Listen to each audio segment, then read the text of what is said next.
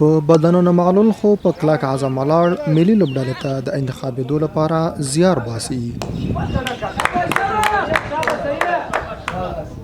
د کرکټ یادې شل اوریزې سیالۍ د نجیب الله ترکي تر نامه لاندې د معلولیت لرونکي وګړو د هیواد 15 زونونو ترمنځ د خوست ولایت شهید رحمت الله مسرور کرکټ لوبغالي کې ترسره کیږي.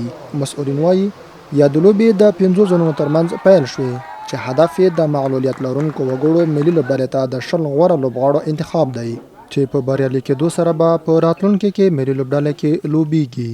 د کرکټ مسؤلینو په خبره یادې سیالۍ به 2 ورځې دوام وکړي. له دغو سیالیو موخه د هیواد د معلولیت لرونکو وګړو منتخبې لوبډلې ته د غوره لوبغاړو موندنه ده چې دوی به بیا په راتلونکي کې له هیواد بهر سفرونه کوي او په نړیواله کچه به د افغانستان نمایندګي کوي. معلولیت لرونکو وګړو ته په دې وروستیو کې د افغانستان کرکټ بورډ ډېره پاملرنه کړې ده. په هڅې روانه دي چې بهرني سفرونه هم وشي. په تېر کې هم د همدغې برخې د ګونګیانو نړیوال جام چې په پاکستان کې ترسره شول او افغان لوبډله یې برخه وه.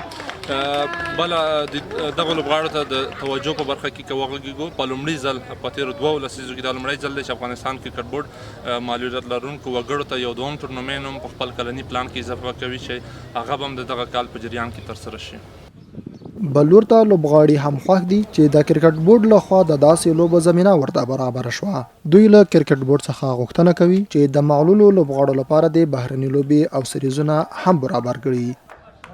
غوښتنه خو دغه د ښه اشاره وکړه. غوښتنه هم دا ده چې کرکټ بورډ موږ ته په لاره کوم ځای کې یا سیریز وي یا د هند سره یا د پاکستان سره یا د انګلینډ سره کومه برخه چې موږ ته ګډون پکې وکړي، ځکه چې هغه یې کولی شي موږ هم کولی شي، دوی نه کم نه یو.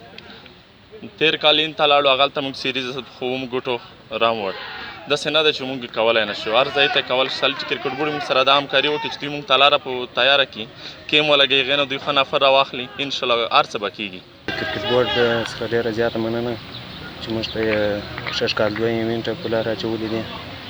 او کرکټ بورډ څخه مې هیله او خواهش او امید دا ده چې موږ برخې ته ډېر زیات کار وکړو او د موږ سره په هره لاره همکاري وکړي، ځکه چې موږ ټول وخت خواري کوو، محنت کوو. دا لوبې موږ لپاره ډېرې مهمې لوبې دي، ځکه چې موږ هر وخت خواري کښلې ده دغو لوبو لپاره چې موږ باید دغو لوبو ته آمادګي نیولې ده. دا لوبې باید وکړو. دا یادونه ده چې یادې لوبې به 2 ورځې دوام وکړي چې د ملي لوبډلې لپاره به 10 غوره لوبغاړي انتخاب شي.